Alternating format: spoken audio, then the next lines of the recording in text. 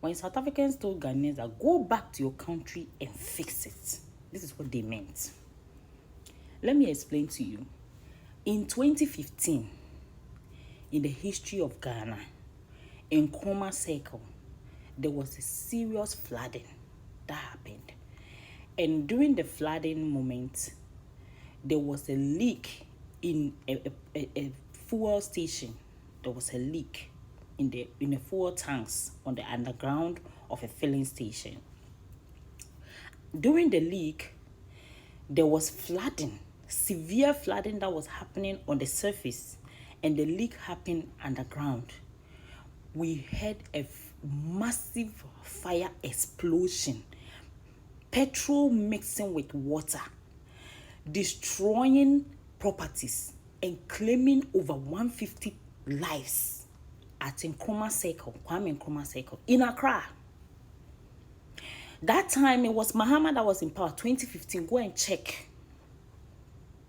It was Mahama that was in power. When South Africans told you that go and fix your country, I'm going to explain to you what they meant by go and fix your country. What they meant by go and fix your country. So, when that situation happened, what did we do to fix the problem? Nothing.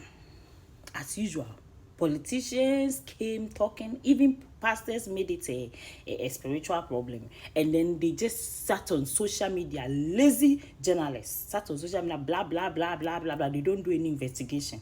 TV3, Joy News, and those bullshit journalists and TV stations in Ghana. They sat on social media, blah, blah, blah, and the case died. People who lost their life were not compensated. Majority of them were not compensated. Nothing happened, and then everything went off. Since then, there have been series of flooding in Accra every day. No politician has sat down to say that how do we fix this problem? And you, the youth of Ghana, you sit down supporting politicians, telling South Africans that, hey, why are you telling other Africans, why are you telling them to fix your country? This is what they said, fix your country. Go and fix your flooding problem. Mahama yesterday, 2 days ago, telling the whole world that the flooding problem in Ghana is not an engineering problem. Make it make sense. And you, the youth, sit down for your president to tell you this lie. And you are applauding him, blah, blah, blah, blah, because he's your party member. You see, his house did not flood. Go and fix your country.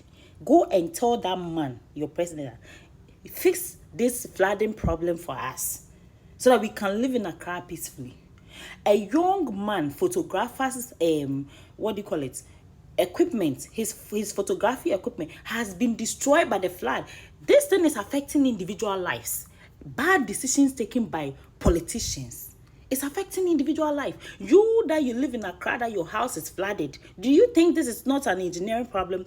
If there is a proper drainage system in your city, in your vicinity, do you think this will happen?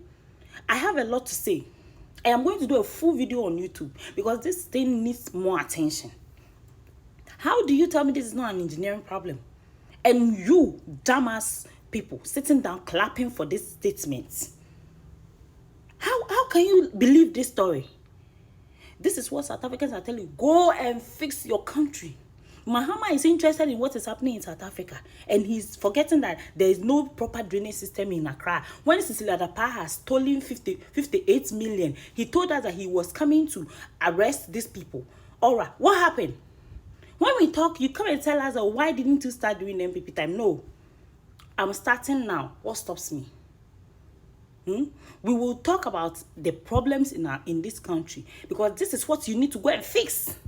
You are staying in somebody's country. They say go. You are sitting down fighting them. But look at the big problem you have in your country that you cannot fix. They have the audacity to tell South Africans that we are going to sanction you. When people are dying in your country over flood, do you know how many people have died during this flooding that happened in Accra just yesterday?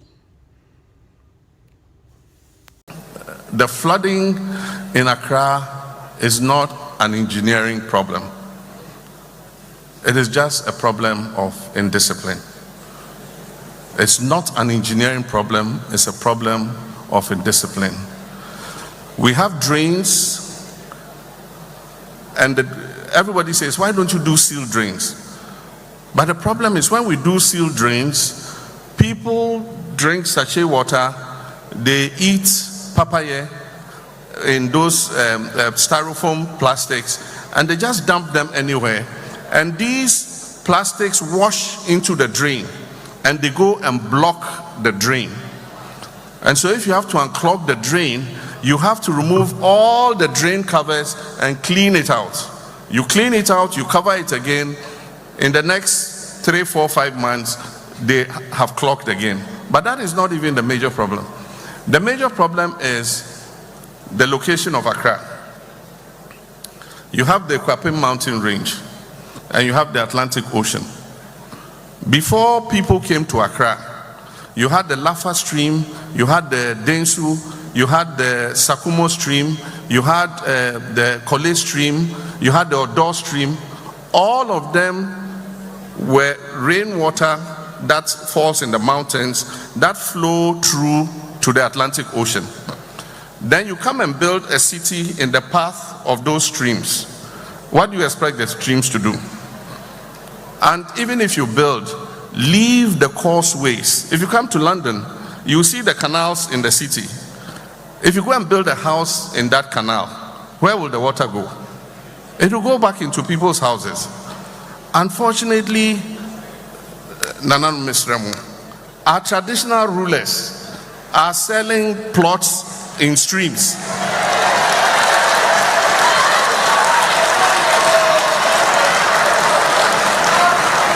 It's not this Nananuma I'm talking about.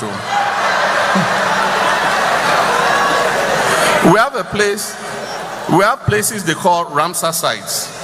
These Ramsar sites are wetlands. And they said that migratory birds come from Europe during the winter. They come and spend vacation with us in Africa. Then when they finish the vacation and it's summer, they fly back. And they started to protect the Ramsar sites because of the migratory birds. But let me tell you what the Ramsar sites do. They are wetlands. So when they receive the water from the Kwapim mountain range, the Ramsar sites are huge wetlands. So they absorb the water into the wetlands and discharge the water gradually into the ocean. So if you build and you fill and build, you fill and build, you fill and build, you are reducing the size of the Ramsar site, of the wetland. And so when the water comes, what is left cannot contain the water. And so it will overflow and flood people's houses. I've seen from the air, helicopter, a stream coming from the Kwapim range. And then it reaches somewhere and they've built across it. And so the stream has nowhere to continue. So it will flood your houses and flood houses of people behind. Now when government takes action and begins breaking people's houses out of the waterway, the same people will say, hey, that's our problem.